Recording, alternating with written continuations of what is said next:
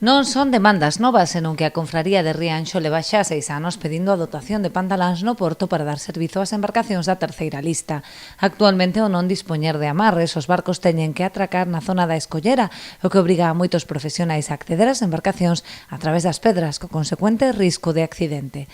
En principio saiu na prensa de que este ano iban a facer o proxecto, po ano iban a facer a ampliación un pouquiño do de terceira lista, pero o que estamos vendo é que o de terceira lista a día de hoxe arreglaron as tablas, pero os amarres están sin amarrar, a maioría da xente está metida na escollera.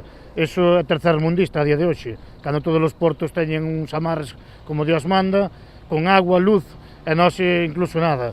Depois tamén temos os barcos de batea, que parece unha pista de patinaje aquelo. O día que se mate un, depois é cando se van tomar medidas, pero as presións que estamos facendo, en principio, é para que se arreglen antes de que se mate unha persona, porque a verdade é que hai moitas zonas que as tablas están podres e outras zonas que se resbalase moitísimo.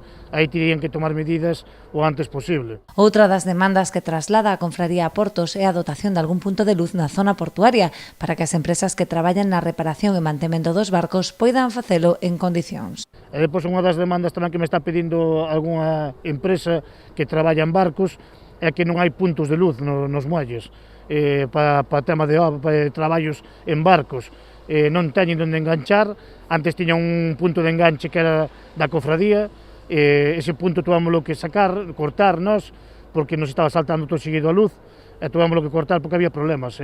Había un corto, tiñamos que levantar pola carretera, supoñíanos moito para o beneficio que nos daba ese punto de luz. Eu penso que aí Portos tiña que poñer un punto de luz para os traballos das empresas que traballan en barcos de aquí do pueblo.